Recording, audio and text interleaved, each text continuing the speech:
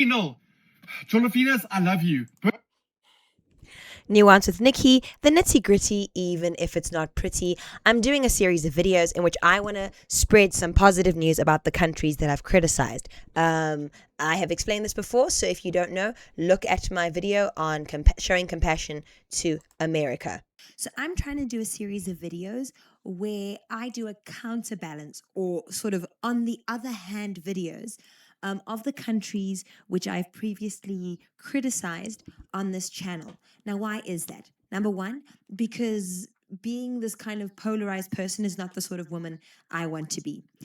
Secondly, number two, I call the channel Nuance with Nikki, and that gives me a responsibility to look at things from another perspective. Number three, nobody from any country, no country is a monolith. Number four, I'm not perfect, right? Number five, I started this channel because I felt that nuance and context were in such short supply in the world. I'm quoting Trevor Noah there.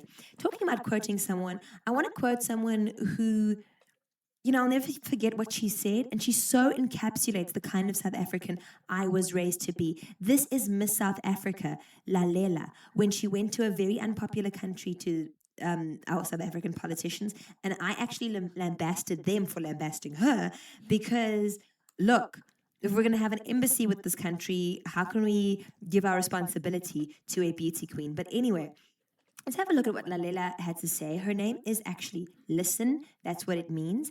And it captures the spirit of the kind of women we were raised to be in South Africa. Please listen carefully. So my question to you is, should tweets and social media comments from a person in their teenage years be held against them years later? I believe that everybody should be held accountable for their actions. And if a person doesn't know how to act on social media, they should be cancelled. I believe in cancel culture.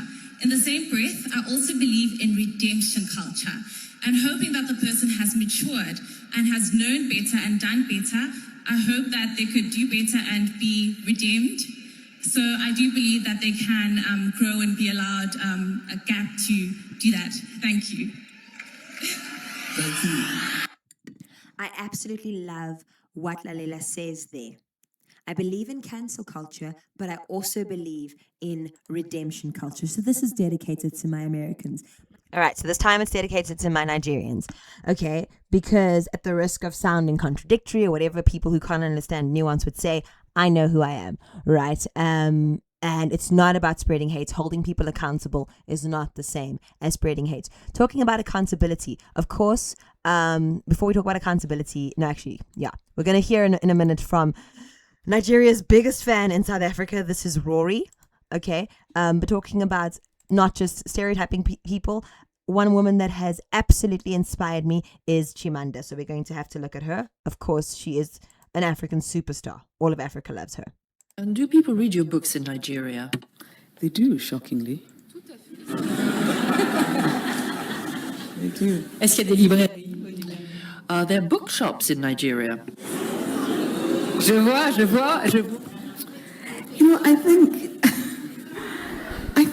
I think it reflects very poorly on French people that you have to ask me that question. I really do. Because,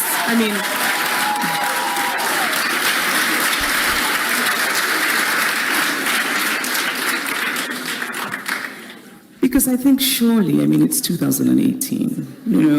Come on. My books are read in Nigeria. They're studied in schools, actually not just Nigeria, across the continent. And she absolutely outclasses her in this interview, just silently.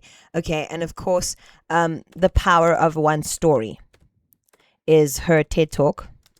The power of a single narrative is her TED Talk. Very inspiring. And I want you to know that I absolutely 100% agree with her here. It's a single story. Show a people as one thing, as only one thing, over and over again, and that is what they become. It is impossible to talk about the single story without talking about power. There is a word, an Igbo word, that I think about whenever I think about the power structures of the world, and it is Nkali. It's a noun that loosely translates to be greater than another. Like our economic and political worlds, stories too are defined by the principle of Nkali. How they are told, who tells them, when they are told, how many stories are told, are really dependent on power. Power is the ability not just to tell the story of another person, but to make it the definitive story of that person. The Palestinian poet Mourid Barghouti writes that if you want to dispossess a people, the simplest way to do it is to tell their story and to start with secondly. Right, there's nobody in Africa that doesn't understand the power of a story and the power of narrative. And obviously, the whole continent has been portrayed in such a negative way, which is why I want to speak here about South Africa's girlfriend and, of course, our favorite person in Nigeria. I want to thank you so much, Just Chizzy. I've used so much of your footage.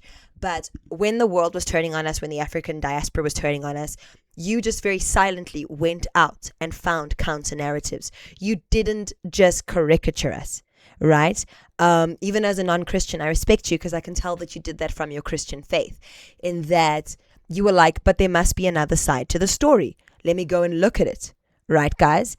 And of course, I don't want to speak about negative things right now because this is all about spreading positivity, but I just want to let you know, Just Chizzy, you are South Africa's girlfriend. You are. Because as a Nigerian woman, when Nigeria turned on us, when they had the whole world pointing the finger at us and caricaturing us, you counterbalanced that, and your videos were so powerful that they were enough, actually, that hundreds of other content makers weren't even equal to you. So I just want to let you know that we deeply, deeply appreciate you. I can't even put it in enough words. Thank you so much for not just seeing us as one thing. Thank you for looking at the other side of the story. We're not perfect, right? But you didn't just write us off, okay? And you continue to be a hero for us. Right, so now a word from Nigeria's biggest fan in South Africa. Let us hear from Rory. So by the way, who is Rory? Well, I'm somebody who doesn't watch sports, so basically I get most of my sports opinions from Rory. He basically tells me what to think, okay? I'm not gonna lie. So let's hear what he has to say. Cholofinas, I love you. Burna Boy, A-Star, I love everything. Nigeria, I love the green, I love the country. I love where the country is on the map. I love the food. Wednesdays are going to be called World Cup Wednesdays. WCW. It was the day we woke up as a nation. All right, guys, I hope that has been enjoyable to you. I hope that has been a lovely counter narrative. And to anybody who wants to insert themselves in the fight between Nigeria and South Africa, unless you are from Africa at all, from this continent, maybe sit down, okay? Mind your business and let Africa mind its African business. Thank you for joining, and ciao for now.